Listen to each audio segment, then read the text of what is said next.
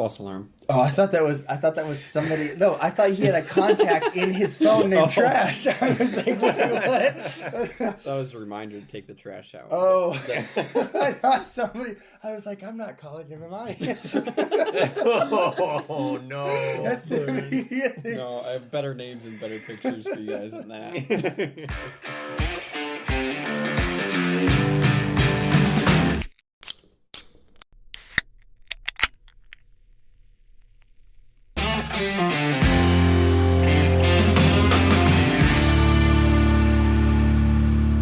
Welcome back to Ramblin' Men. This is Jake. This is Isaac. This is Travis. I'm Josh. And today's topic, we are going to talk about something a little heavier. I'm hosting, and I picked Neurotheology. I first heard about this from John Mark Comer in one of his sermons, and it kind of just spiked my interest, considering I'm in psychology and very interested about theology as well. So just to start us off, I'll tell us about neurotheology and what it is a little bit, and then I'll hand it to the other guys. So just breaking it down, neuro is part of neurology, which is the study of the brain. We're getting the full etymology. Nice. Yeah, all right. A little bit. Break it down. Big brain moment. Teach us, Professor Jake. I wouldn't say professor. Very interested student. Very interested. Yes. So neurology, it's a combination of neurology and theology. And theology is the study of God.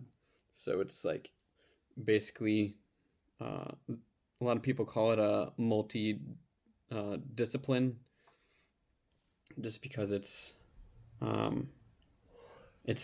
still a new idea that's very researched quite recently, but it's the more I research, the more I realize there's so much to it, and it's bigger than just neurology and theology, but there can be a lot more with that. Yeah, so what I was reading is, and you can correct me because you know more about this, but Maybe. We're basically talking about like the concept that theology and religion are housed and operate uniquely within the physical brain. Mm-hmm. So like the combination of the brain actually being a physical object that we can scientifically study, right, and also theology and the study of religion and how it is reprogramming, redesigning, how does it actually physically change and exist within the brain, right? Is that kind of where we're at? Yeah. Which is really cool.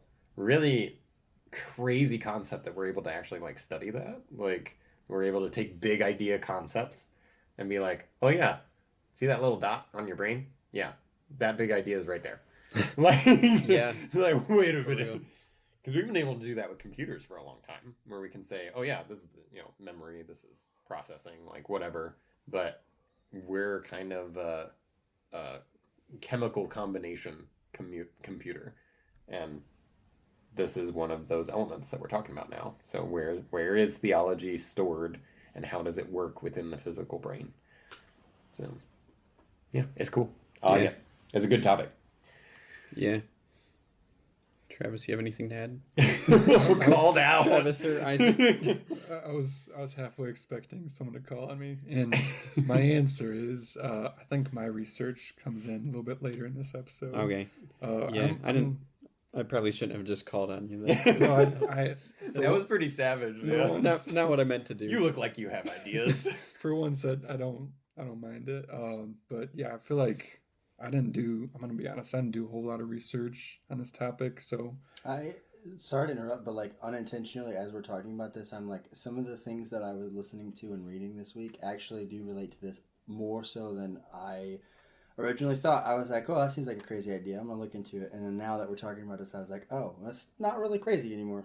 So I think part of my problem is I kind of underestimated this topic, and I was like, oh, just kind of like watch a video on the definition and brief explanation of this, and then you guys are talking about it and comparisons with like the brain and the computer, and just a lot of stuff that goes into this and different ways to think about it. And I'm like, I'm gonna soak this in for a little bit. You're gonna soak this in for the Yeah, like let it absorb. yeah, I'm Marinade. Marinade. That's a better word right there. I plan to participate eventually, but I need to just kind of get some traction, so to speak. It's a lot of good steaks that come from marinades, so we're Yeah. we're expecting good tasty bits coming in at later. I know how to speak some days. This apparently isn't one of them. It's fine. It's been a long day.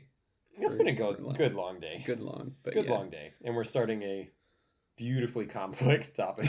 So who knows what this is gonna look like? We all got back. Who knows? We all got back from the gym a little while ago. Yeah. So Yeah. we're trying to regather our brain cells. We've got at least 6 collectively, man. We're good.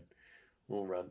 As we're kind of introing, I was just another idea that it's kind of the other side of like what else can affect your brain, and like kind of the things that can be the rival of theology, I guess, in a way, is like a lot of ways how phones can affect our brains and how our bodies react to phones. And so I came upon this. We going big broad. Okay. Yeah. All right. You and I are thinking about very similar subjects.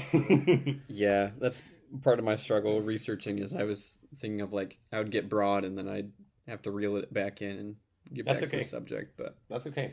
Let's shoot it. Go for it. One of the things I came upon was phantom vibration syndrome. Oh yes. This watch doesn't vibrate, but Yeah. I feel like I'd feel it vibrate often. You ever have that feeling like your phone's ringing or vibrating, and then you're like, my phone's not in my pocket? That's basically what it is. Is like your body gets used to your phone vibrating, and then it kind of just does that on its own. Yeah. I've had that a few times, and I'm like, that's not a great feeling. Like, I don't feel like my body's supposed to do that. Yeah, right. Give you false signal. A definition of this phantom vibration syndrome or phantom ring syndrome is the perception that one's mobile phone is vibrating or ringing when it is not. Other terms for this concept include ringxiety. I don't know how to pronounce this. Foxcellarum. Or not that I can do much better. Foxcellarum. Oh, I think that's. Oh. Let me see. I know how to pronounce You the have a go first at part. it. I think it's like faux something. Foxcellarum. False alarm. Oh, false alarm. Like false alarm. That's not how you spell false alarm. No, it's not. And then phonetum. Phantom. Yeah. Okay. It's a little play on words. There's a That feels Pokemon like, that's almost that name. and phantom phone signals. Those were just some names that it's also Yeah. called. But So, not a phone, but directly in line with that. There was actually a study on how the brain can be completely lied to, and how it can receive signal about things that don't exist at all. So they had participants walk into this little room with another person, and they had a fake arm on the table, and they told participants to just put your arm under the table, and your left arm would go under the table, your right arm would go on the table, and then everything that they did to the right hand, they also did to the fake left hand. And so they would take like little paintbrush and they would like brush it on the right hand, and they'd also do that to the left hand. And they do all these other things, just like little pokes, little prods, whatever else.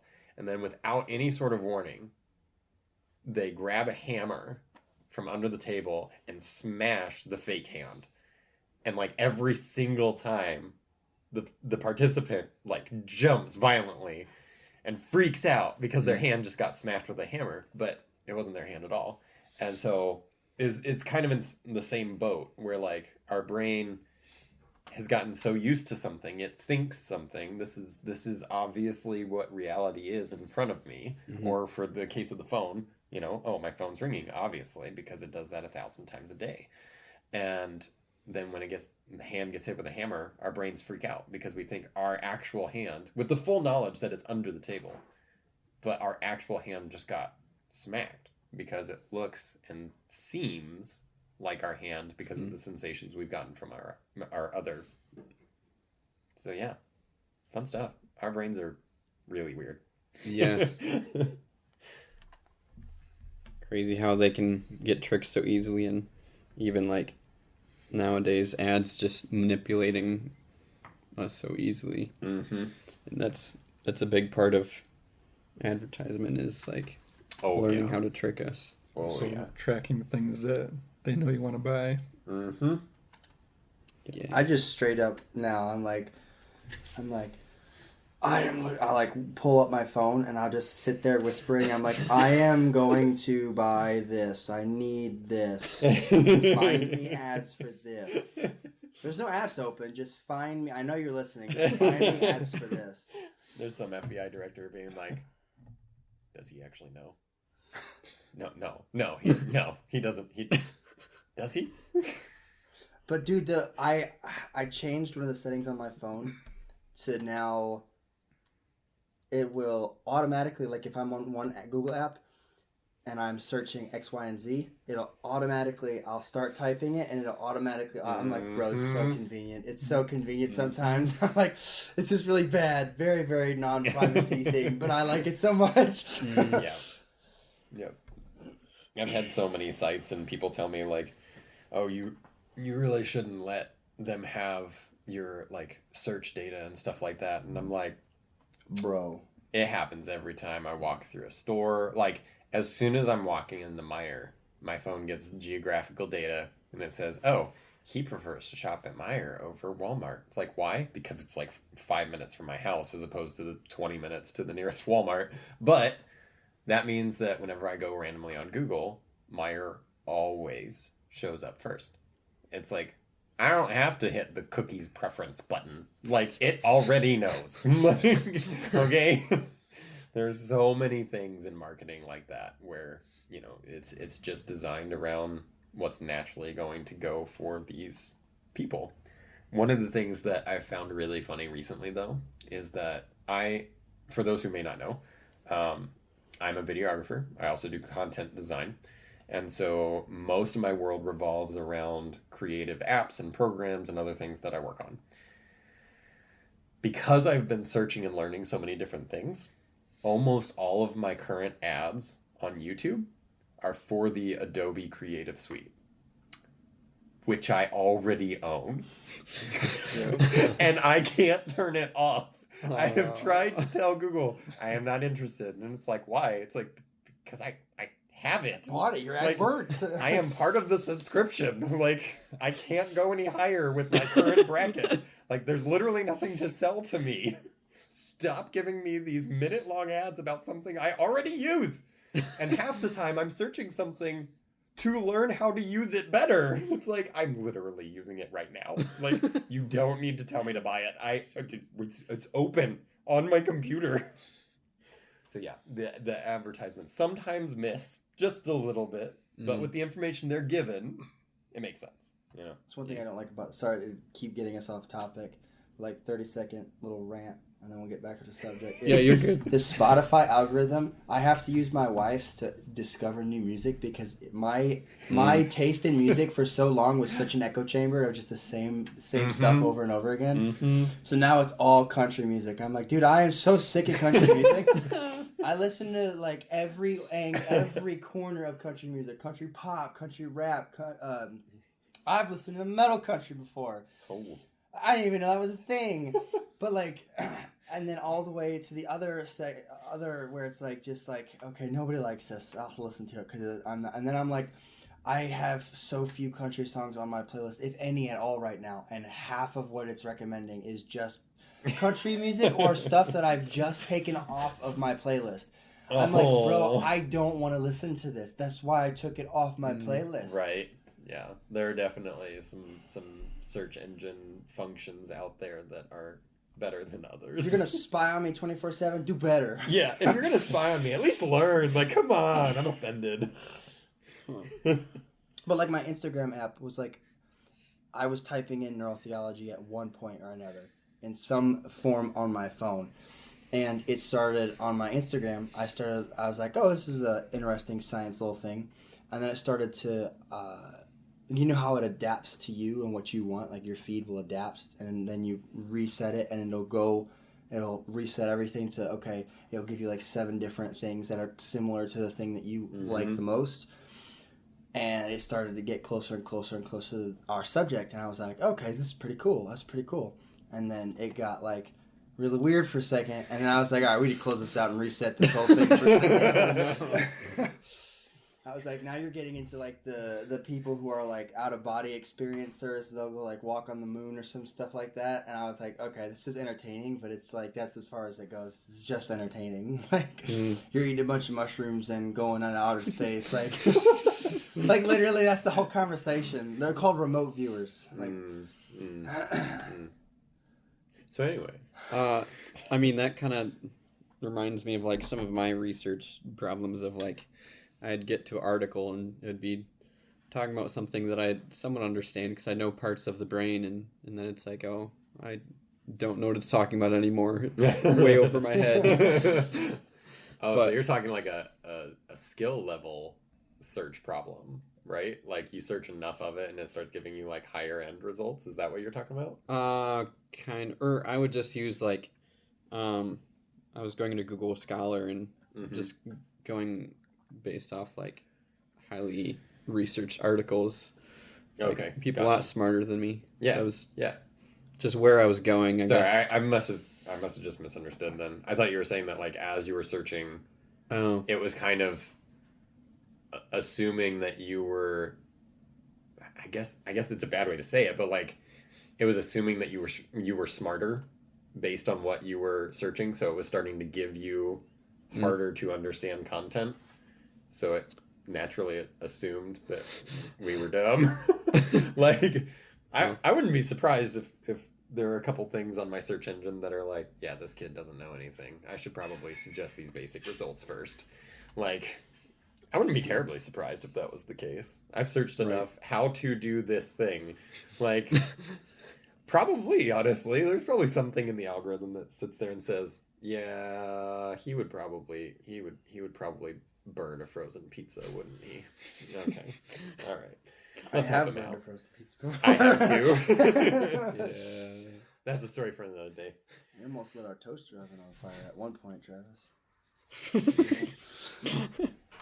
But bringing it back a little bit more simple and more relatable, and back to where I got most of my information was Mark Comer and just his teachings, and I often find myself relating to stuff he talks about because he's very, very big into psychology and that sort of research. And what's the quote? Like you become who you hang out with. Mm-hmm.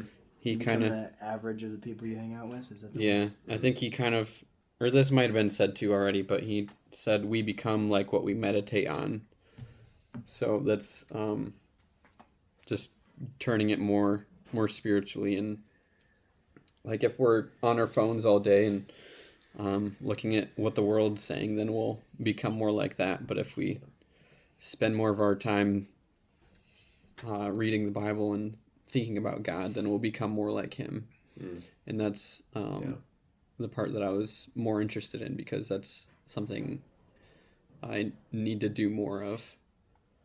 But yeah, there's a lot going into that concept with politics right now, and I won't go long on politics. Don't let me go long on politics.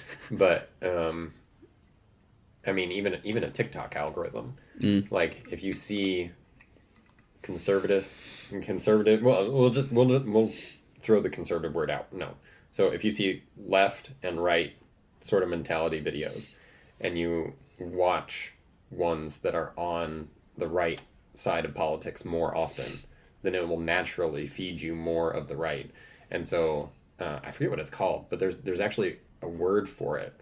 Um, like when your media snowballs to reinforce whatever opinion you have.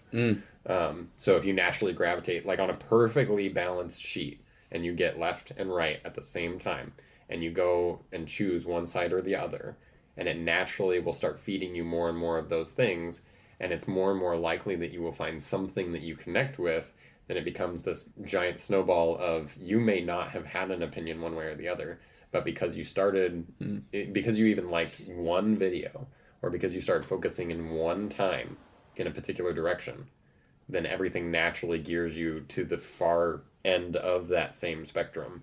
And you basically have to fight an algorithm to say that you want the middle ground. Like that's kind of where our media lies right now. And there have been a lot of people that have questioned if that's like a major problem. To say, maybe this is why people are getting supercharged in one direction or the other, because it literally just keeps going in that direction. Like you don't stop it naturally by just scrolling, and that's what people do on these sort of algorithms. Like they just kind of watch what they watch and what is available to them. So, yeah, on a theology basis, like what you're saying, it makes sense that it would be challenging to focus on the right stuff if we are constantly allowing either an algorithm or even ourselves to be focused on the other side, right? So, yeah. I'm done with politics. Cut off. Then you need to stop you. Another thing Mark Comer said that really caught my attention was, so I'll just say, he said the best time for neuroplasticity is morning and night. So before and after bed. So what does that big word mean? I'll rewind a little bit. Neuroplasticity. I can't even say it right now. Neuroplasticity.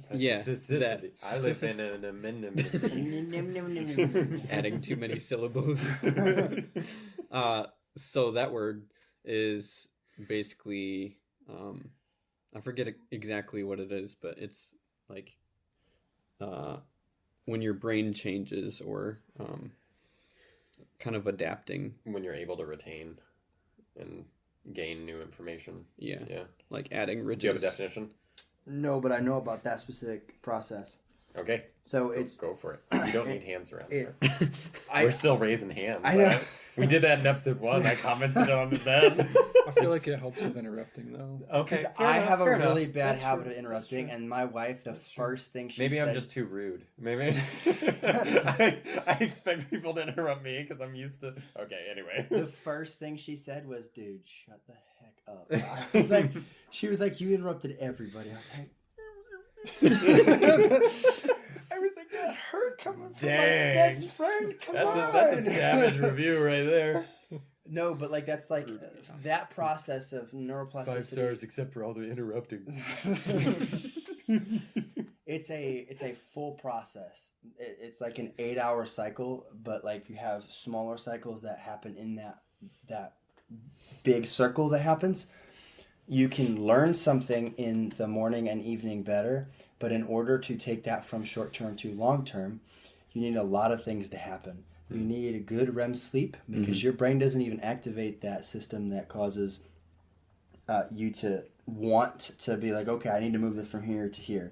And like, I got to watch this really cool thing the other day where it was a literal scan of the neurons taking the electron and moving it across. Like you could see the. I was like, bro, that is so cool. That is it was really like cool. This is literally you taking it and making new memories. Like you're flipping switches, and it's like, I was like, dude, this is so cool. Because it was the actual system. There are far too many days that I feel like whoever is hitting switches in my brain doesn't know what they're doing.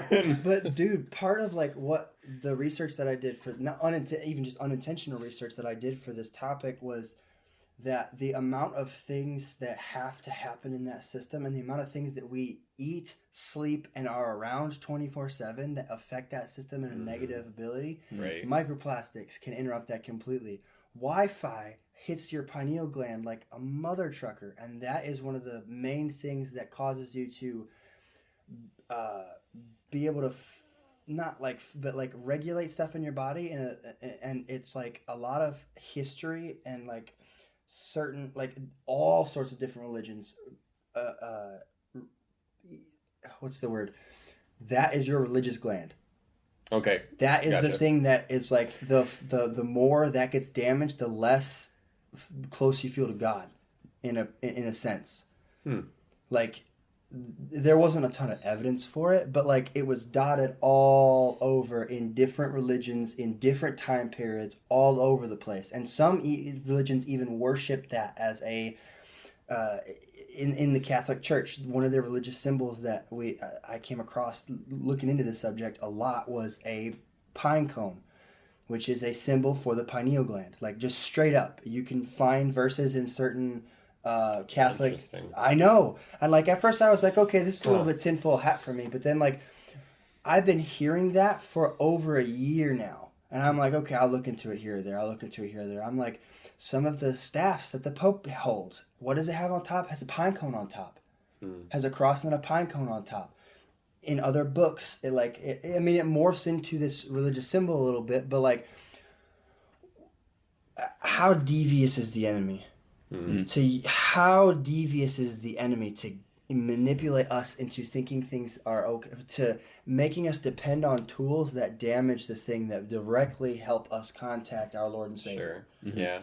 Wi-Fi, there was an experiment done within the last 2 years, where a bunch of like middle schoolers to high schoolers did an experiment with just plants, just like bean sprouts, where they demonstrated how damaging Wi-Fi signals are to your sensitive organs and to your brain, your actual brain.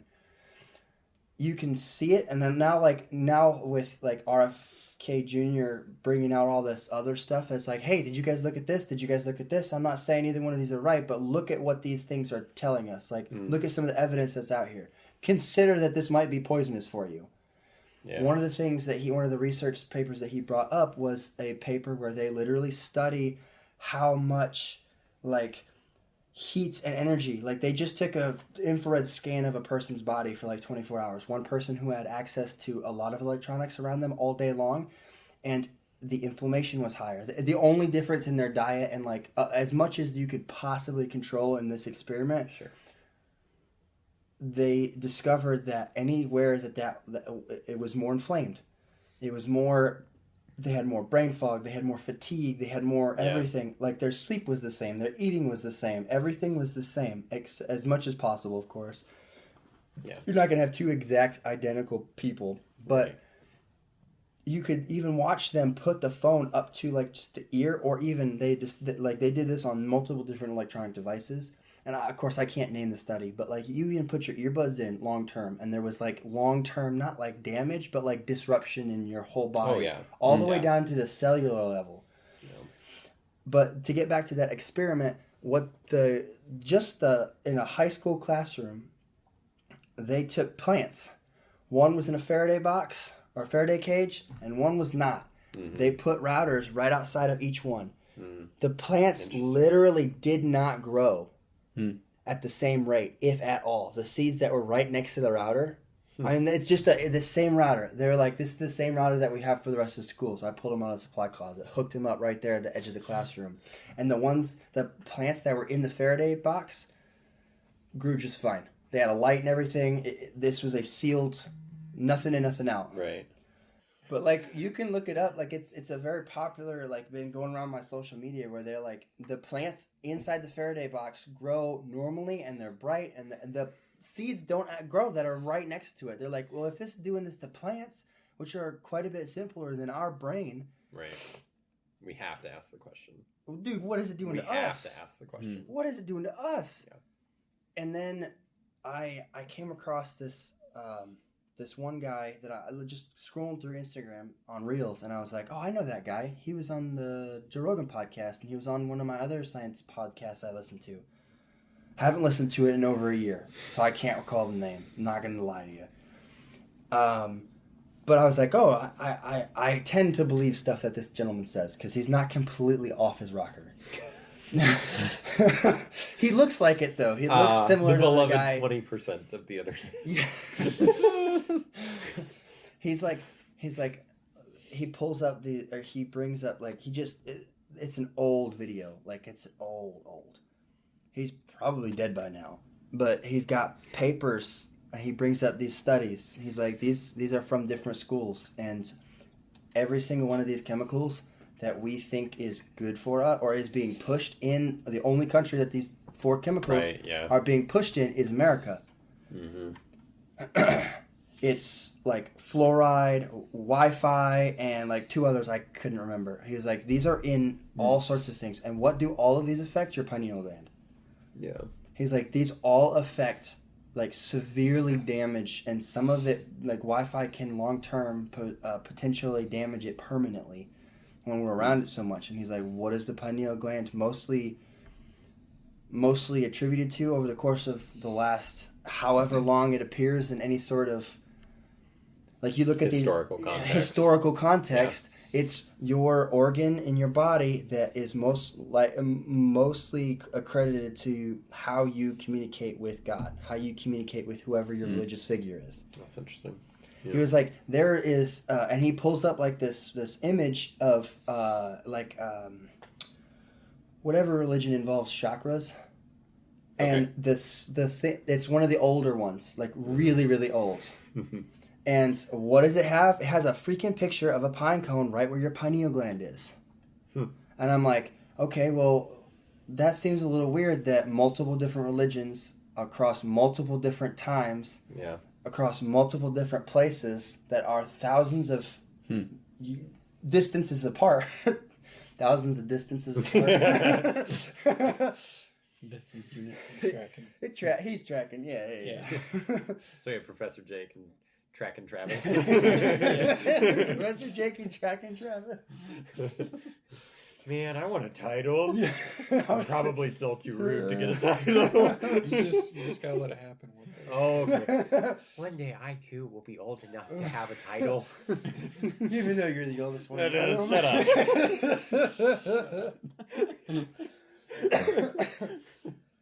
But I was like, it tickled my brain a little bit. I was like, that's a really interesting like hypothesis, and it honestly makes a lot of sense with how tricky and how much time the enemy has had to plan, and to have the amount of knowledge that he has, and just to be that devious.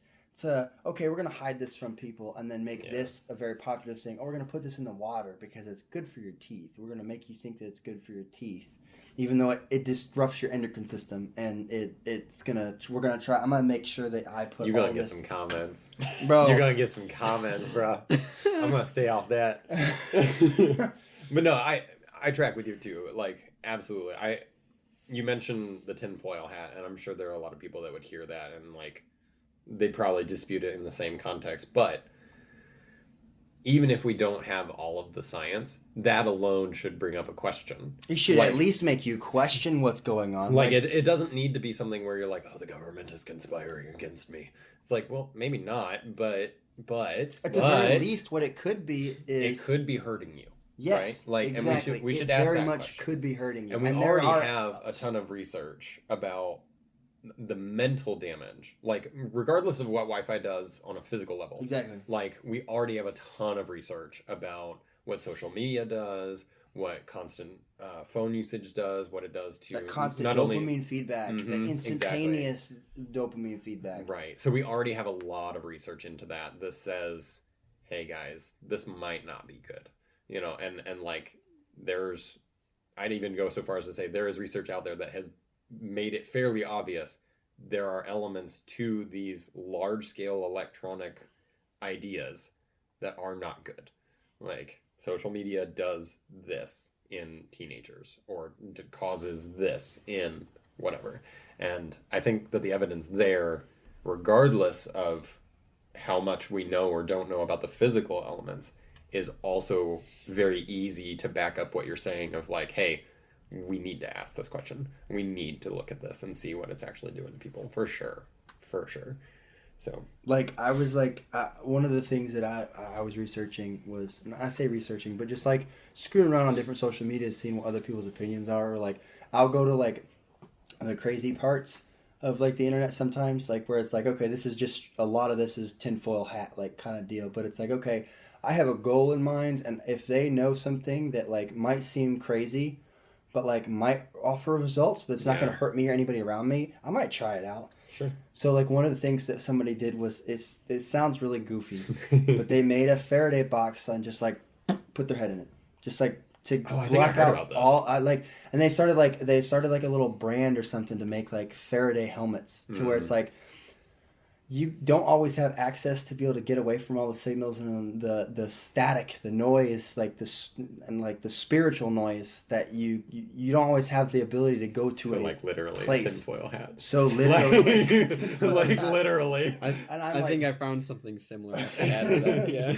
I'm like, dude, that entices me to be able to like get. I've been to a environment and a place where it's like there's no static, there's no distractions, there's no. I feel like I can just talk with my creator without any like substances or help, or I can just exist in a natural state with like normal things.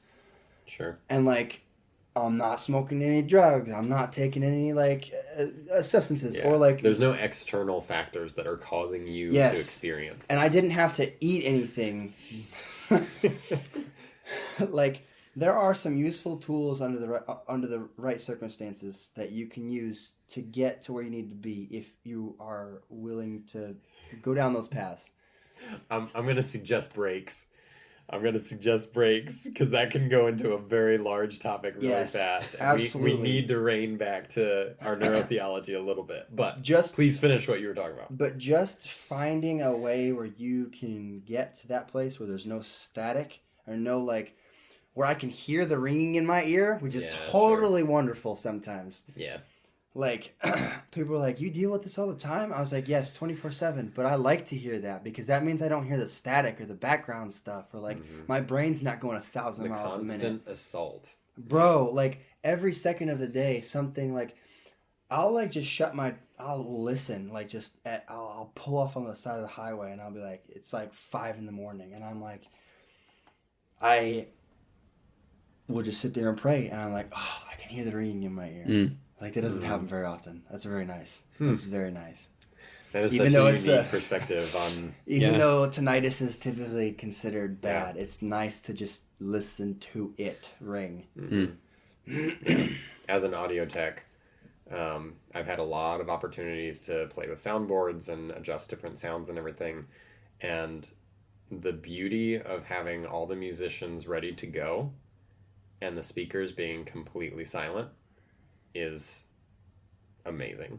Like it sounds trite and it sounds trivial, but like the next time that you're at a concert or the next time that you're at a major production, like I'm not talking like, hey, somebody whipped out an acoustic and they plugged it in. I'm saying like there's a band on stage and they're setting up for 1,000 people. The next time you're at anything like that, just listen for a minute and realize how much audio is coming through in that moment. And half the time, it's not because it's a bad technician. Half the time, it's because there's so many cables. There's so many things that have the opportunity to present even the tiniest electrical feedback to go through the system.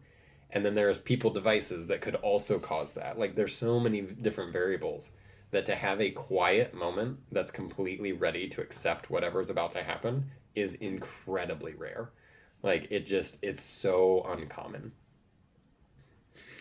Just to reel it back a bit. Well, before I reel it back, just one quick thing that talking about the tin hat and just reminded me of this experiment that I saw a little bit about. I was trying to show Isaac. I too. all of us whipped out a timer for this episode. So part of what I'm doing. Nobody mentioned that at the beginning of the episode, but we all decided, all right, we're gonna watch time by all recording on our own devices. Can I tell you why I put mine I put mine because I'm listening for like crappy things to screenshot the approximate time to help make your job easier to cut them out. We even talked about me doing that last time. Yeah, that's so good. But just the fact that all of us have one going is so amazing. That's so great. But back to this experiment, talking about the tin hat just reminded me of something real quick I saw last night. Doing some last minute prep.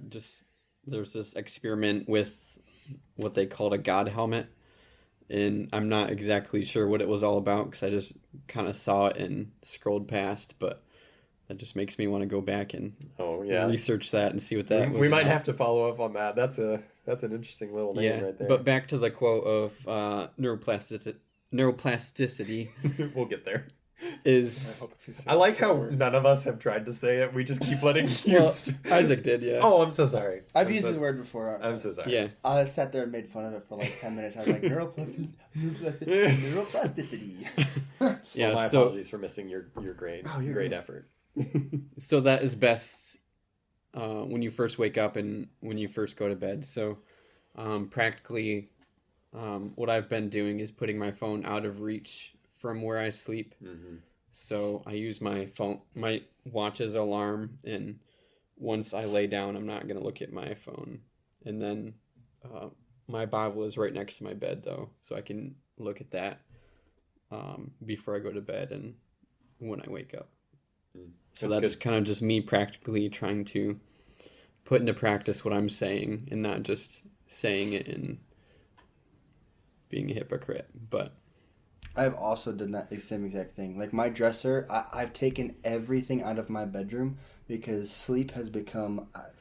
I use this word very loosely, but it has become like sacred to me. Like, do not mess with this because this is how I don't lose my mind all day. Like, unmedicated, don't lose my mind all day.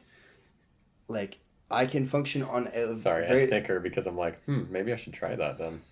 Sleep. What an interesting concept. There's a billionaire who has done a lot of research on like just different like tests, and he tested it out on himself. Like I don't know what his name is, but he looks like a freaking alien because his skin's so pale. Dude, he's got everything. He's literally researching like everything. Not to judge people at all, no. He's like, even if this doesn't end up helping me in the long run, it will help so many other people to just see exactly what X, Y, and Z does to the human body. Mm-hmm. Yeah. Like to have measurable results. Yeah. So what did he do? Everything. But one of the things what he did was sleep. Like even to where he infuses his son's blood into him and his blood into his dad. Whoa, okay. And it like alright. Oh yeah. Like it's crazy. He's like I absolutely We've entered a new topic. Alright. He's even said he's like, I am absolutely insane. Like just straight up. He's like, I understand. He's like, but everybody in here agrees to do this. I have lots of money. I don't have anything else to do in my life, and this is what is making me I'm very passionate about this. He's like, if nothing else, I'm helping out everybody else because now they don't know what to do or what not to do and what actually affects this and this. But so he looks anyways. So yeah, that was what I was trying to ask. What was the portion of what he does is just it's like it's a dance and it's beautiful. But his room is completely like you walk in, it's like a sci-fi movie. There's like a specific type of light that emits a specific type of radiation. So like certain light bulbs emit certain radiation, which there's studies on what like every little detail about his room, just his bedroom. There's nothing in it. There's no door. He's like, I busted this whole portion of my house and then just redid my bedroom from top to bottom. He's like, there's no seams in the walls. It's all painted the most researched color. Like the paint itself even. And he's like, but you know what affected, with all these little tiny details down to the paint, down to the sheets, you know what really makes a difference? Keeping your bedroom cool, nothing hanging on your walls, no electronics. He's like, there's no screens, there's no specific, he lists off the type of light and what emits that radiation. He's like, 90% of your bulb, 99.9% of the bulbs that you have in your house emit a radiation that tells your brain, and he like lists off the sciencey terms for it. I don't know all the names. And he's like, this bulb, this bulb, this bulb, this bulb. All of these brands only sell these light bulbs that it lists off this radiation that tells your brain it's time to stay awake. It's time to stay awake. And even if you're tired and your body has started that going to sleep thing, if you have that light emitting enough radiation, he's like, you can even reduce your light in your whole house by 30%, 30 minutes before you go to bed, and that will help a tremendous amount. Sure. Keep one lamp on in the corner and diffuse that light as much as possible. So, like, if you put, like, I've got a special, like, but anyways, we took the dresser out. We took all of our electronics stay outside of our room on the dresser with the door cracked open, nothing on a nightstand. The only thing that's there is, like, I've got my home defense weapon. I've got my flashlight. I've got some antacids in there and some allergy medicine, so I don't have to get up if I can't breathe through my nose. So being able to breathe through your nose, having it cool, and having no light, like as little light as possible. Even light bouncing off of the walls and then hitting your face can trick that system into turning back on. Oh yeah, for sure. And then no phones 30 minutes before bed. And I was like, well, if that is affecting your sleep that much, what else is affecting everything else? Right. But yeah, that's my little... I forgot where that conversation started, but that's the point I was trying That's to okay. get That's kind of the point of this podcast. Yeah. It is in our That's name. literally our name. We do be rambling. Yeah. Yeah. I was just thinking, based on what Isaac said, I don't do all those things with, like, low to no light and electronics outside my room and all that stuff. And I'm already kind of a heavy sleeper. So in a joking way, I don't know if I'd wake up if I did all that stuff. You might even wake up better because it might be a lack of your body actually getting REM sleep and your body just so used to it. Yeah, then again, I don't know much about sleep, so I was just kind of speaking out of ignorance. I wasn't trying to like overshoot you or like be like. I realized that. I fully expected someone to... I like how that sound effect really is a specific emotion right there. Like, I know what you're talking about when you do that. That was beautiful. Well done. Another hard to pronounce term that I came across. Digital aestheticism. Okay. So this is basically the setting down of technology for the pursuit of flourishing. And for us, it would be the flourishing in Christ. And so in ancient traditions, ascetic practices were an extreme rejection or avoidance of anything that was considered indulgent. So that's something Mark Comer was talking about, of kind of like gradually getting away from technology and closer to God and the practices that would get you closer to God. And so like some of those things are like Sabbath or practicing or fasting or just silence, like we were talking about, just with noise and just some of those things of getting back to God by kind of quieting our minds and being in His Word and being in prayer. And just another sermon I heard recently of this guy would keep track of the percentage of his day that he was attuned to God. And he did that in one of his books. He would just have a percentage on the top of the page of like how attuned he was to God, like how often in the day he was thinking of God while he was doing things. It's like not just the reading the Bible and prayers glorifying God, but also like in eating and just enjoying Him and His creation and all the things that He has created for us. It's just another cool thing that makes me think like just how much more I want to be attuned to God and just always thinking and praying and just kind of getting away from the world and what they try to program us to be like. But yeah.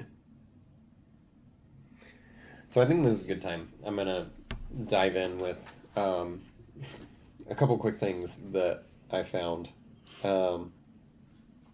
So, as we were looking into neurotheology and like the partnership between the physical and the spiritual, and trying to figure out exactly like, okay, do we have the evidence to say anything more than this is how our brain responds? Like, is this specifically for this function? Or, there are still a lot of questions about exactly how it relates. Even with a lot of the science and the studies, what I was reading was basically, okay, we know that this functions like this, but we're not sure if it does all these things. If it does, coming from a Christian background, this is everything that it means, right?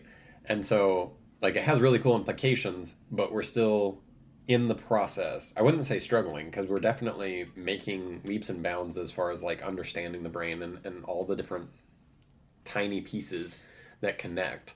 But that question mark of like, okay, are humans innately born with a desire for God? That's one of the big questions in neurotheology. Mm-hmm. And one of the things that I found, he was he's within the Roman Catholic sector. So I'm probably going to mess up this name, but I believe it's Ilia Delio. And he said a really good quote. He said, "It is tempting to speculate that there is a God model in the brain, and that such a model is located in the area of the limbic system. However, such speculation needs to be made cautiously.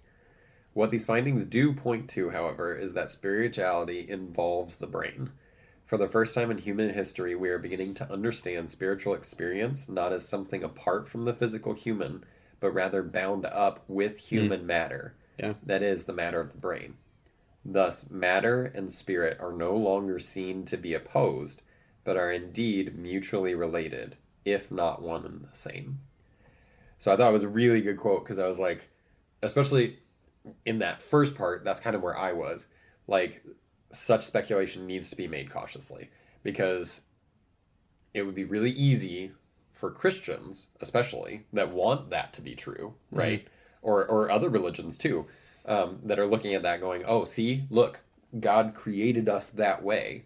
It would be very easy for us to bypass the rest of the science to figure that out, right? And just say, well, obviously this looks like it points in this direction, so that means that God did XYZ, and God made us specifically with this.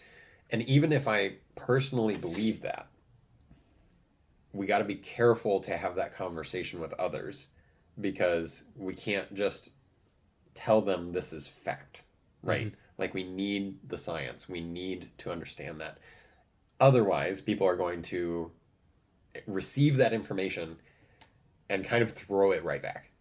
And they're gonna have a tendency to look at that and say, okay, well, you're just reading into what you want it to be true, right? Like, it kind of looks like that, and your beliefs look this direction, so therefore you're obviously going to say this is what it is. But then when he goes on to say what it actually proves right now, I thought was also really cool, because it doesn't just show, oh yeah, the brain does things and spiritual things happen. It's like, no. Like, the brain actually has a function to process religion. Mm-hmm. Like, a specific place in the brain to understand religion. And that's kind of a weird question mark for both sides of the coin, Like, if you come from a biblical standpoint, again, I say biblical because that's where I'm coming from, but if you come from a religious standpoint, then you can point to that and say, oh, well, God designed us that way, or we were created that way, or we are born again that way, because we are supposed to see this higher power. But then if you come from a different direction, some place that doesn't believe in any sort of higher power whatsoever, then you kind of have to start asking the question of an evolutionary stance. Like, okay, why do our brains have this? Why did, at one point in time, we find it beneficial to evolve with this in our head, right? And to keep it this long, right? Yeah. And, I'm sure there are a lot of arguments that people would make that I haven't even thought of. But it's the little bit that I have, I get to see kind of both sides of that coin of like, ooh, this is complicated. Like that makes it really interesting to actually have that conversation with others now of like, it's not just, oh yeah, religion is for some people and not for other people. It's like, well, actually, our brains are specifically designed at least to understand it, if not specifically designed for it. I'm actually going through a book called The Explicit Gospel by Matt Chandler. And when you were talking about how you did research that you didn't know that you were doing research, that's exactly what I felt like too.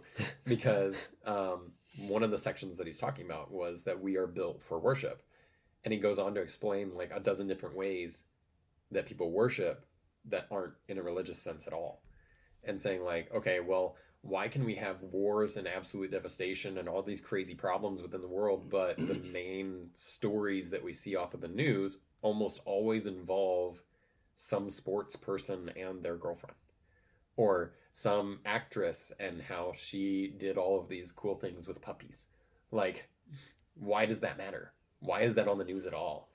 And it's like, well, because we just have an innate desire to worship, to see something better than us and say, oh, wow, that's amazing, right? And we as Christians, we believe that that's because God created us and we're supposed to seek him. Yeah. But if you don't have that direction, the question then becomes, do you still do that? And on a science level, it does appear that way, that people still gravitate towards that direction. They still have something, there's still a need to seek out something better, whether it's, better job, better person that they want to look up to, regardless of what it is. There's like a blank that people just have with the word better underneath in parentheses, like a Mad Libs, that you're supposed to fill in the gap. And like, that's just something that's built innately into us. So yeah. It's a good place to stop because I could probably keep going because it's really cool. But anyway. Yeah. I'm tracking. Yeah.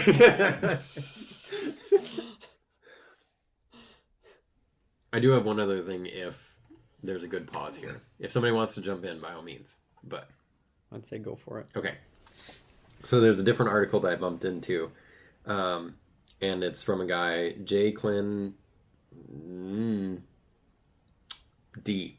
Yep. His last name starts with D. Diagn. Diagon. Feel like Harry Potter. Diagon Alley. Again, substitute teacher from Key and Peele vibes. Jack Wallen. But our brain is a center of excellence. It is a temple in itself for the realization of the existence of God, as well as to preach and to follow the moralities and prohibitions in the form of the practice, which is called religion. So in other words, our brain is already designed for excellence. It's already crafted for that. But it seems to be a place itself for the understanding and seeking of God. And if you come from a non-religious standpoint, again, we just have that line that says, fill in this space of better, right? And that seems to be something that is innately built into human beings. And he goes on to talk about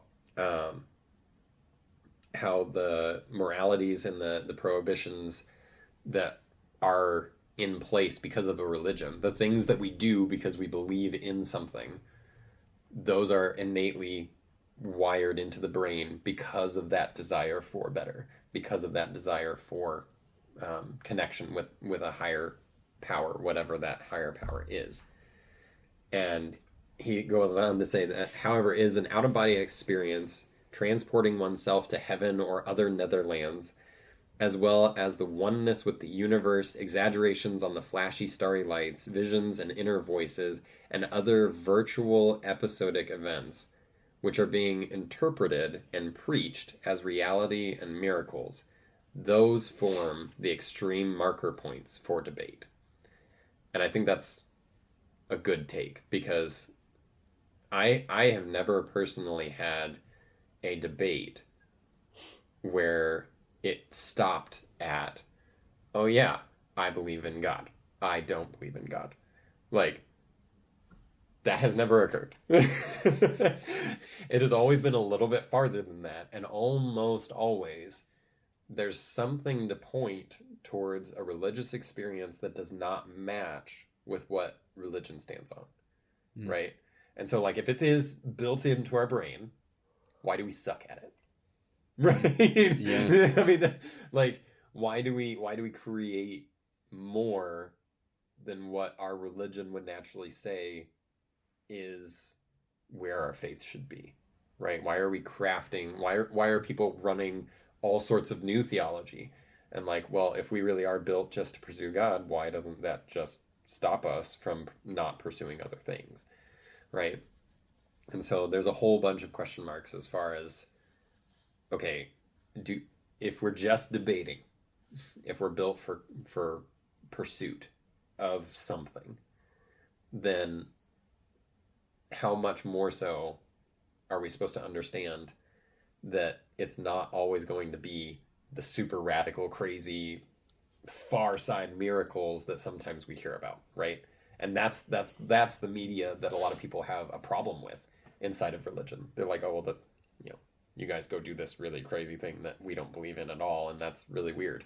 And often a lot of the same people within that same religion would say, yeah, that's really weird.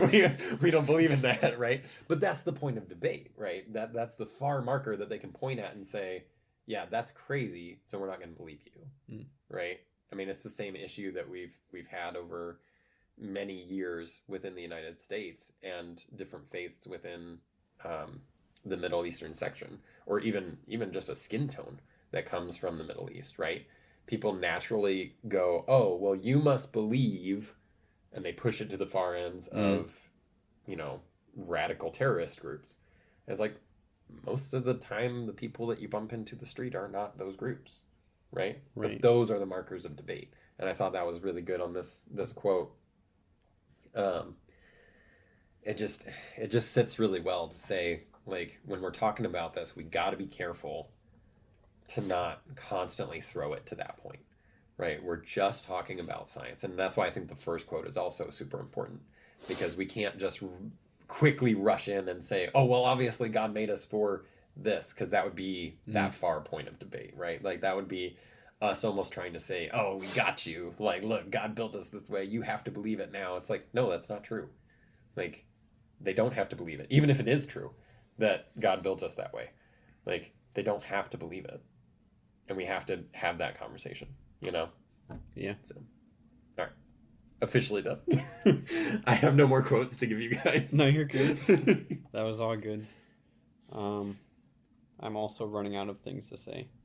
But one of my last things was kind of just going to be like brainstorming of ways that we can kind of implement this, or like making it more practical for us.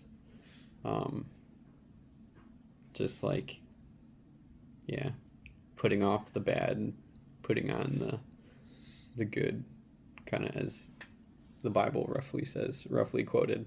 Yeah. But yeah. It might have to happen off air, because it might be a more involved conversation, just trying to figure out. But I'd be curious, like, if we left this table, went about our lives, and all picked something to swap.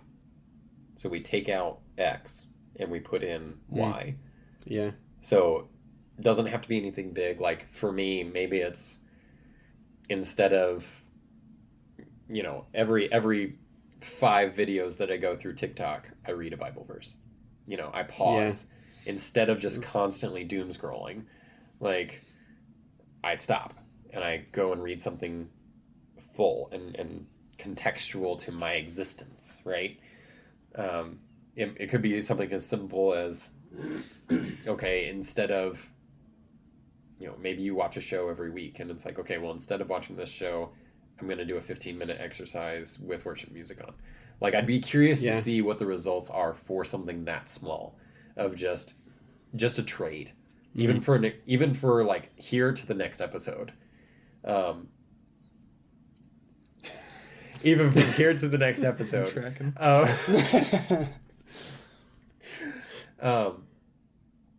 What would that look like to exchange those two, and what sort of results would we see because of that? That would be that would be like a practical thing that I would think of with what you're talking about. Mm-hmm. That would be cool for me to see. Like I'm starting to rack my mind of like, okay, what am I going to do? Because I'm going to walk away with this, but I'd love to hear what you guys end up doing as well if you choose to. Because yeah, I think that would be a practical way for me. I think that would be an easy thing for me to refocus. If my brain is really designed for this, does it help stuff like my mental health? Does it help stuff like, my compassion towards my wife? Because in theory, if our brain is naturally wired for religion, if it is naturally wired towards God, and I don't do it, it'd be just as effective as just not eating food, right? Like our body needs food, therefore to function correctly, I need to eat. If our body needs pursuit of whatever, I'm not trying to force religion down anybody's throat, but that is what I believe. So if I believe that if it requires me to pursue God, am I starving it by not doing it? Even in little doses, right? Like,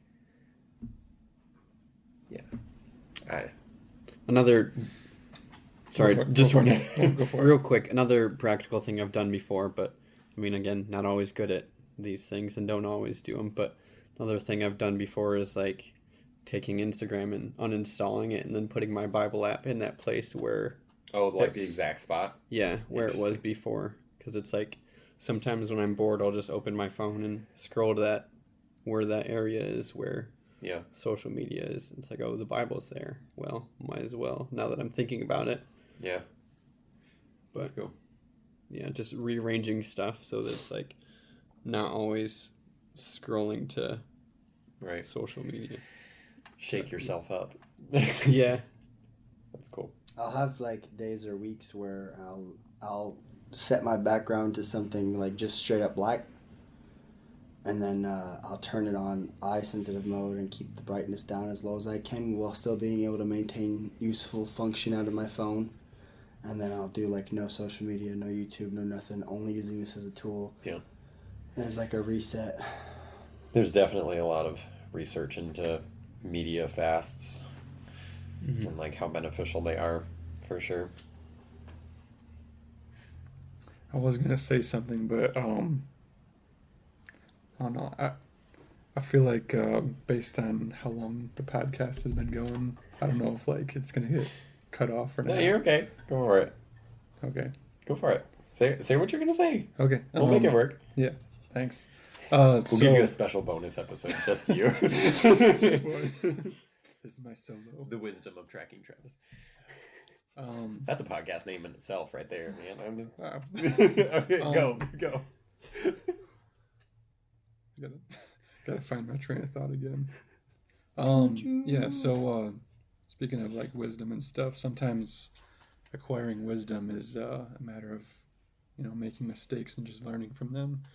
And kind of related to what you were saying, Jake, on just like, I think we all kind of touched on it, is like finding a way to unplug from the chaos of life and really get more attuned to God. Wow, I just I led up to that, but I just lost it again.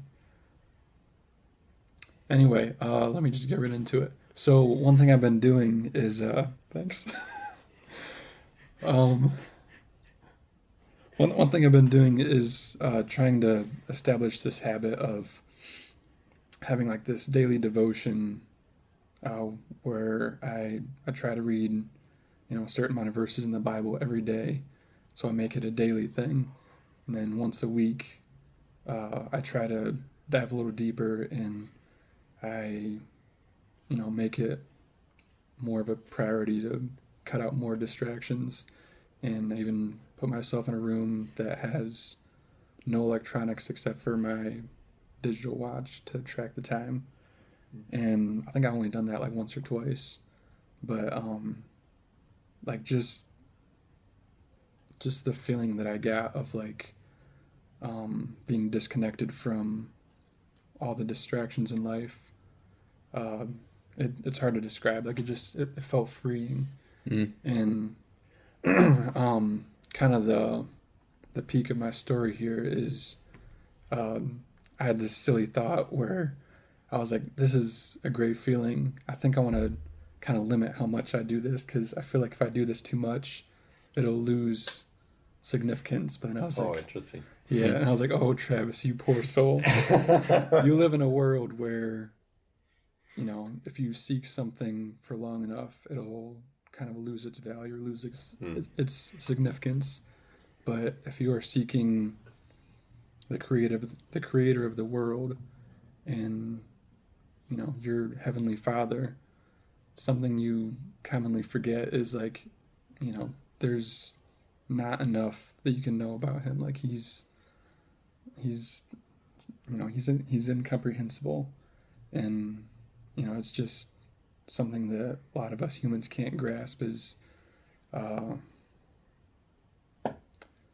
I was going there, then I lost it. But no, I don't think you did. That's really good. I guess, you know, I see myself as someone who needs to grow in my faith a lot, and I think that was a big step, is just seeing that there's something that I can seek that's not gonna like expire in value.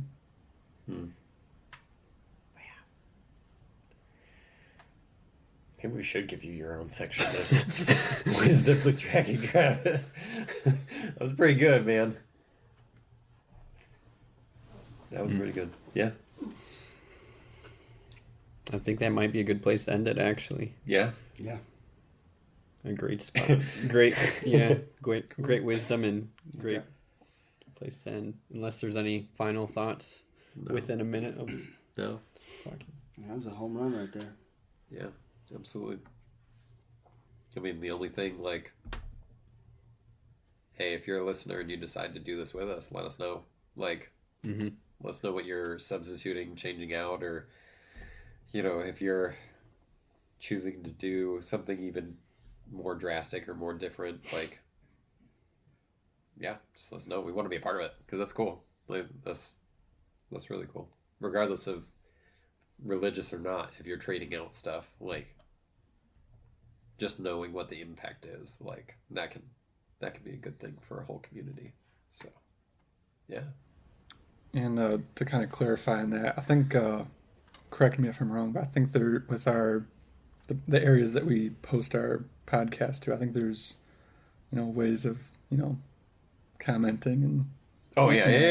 Okay. Yeah. Yeah. So, you know, drop something in the comment section, and Right. You know, let us know what's up. Yeah, absolutely. Yeah, it's been a great podcast. I want to say see you later, but it's more like you'll listen to us later on Ramblin' Men.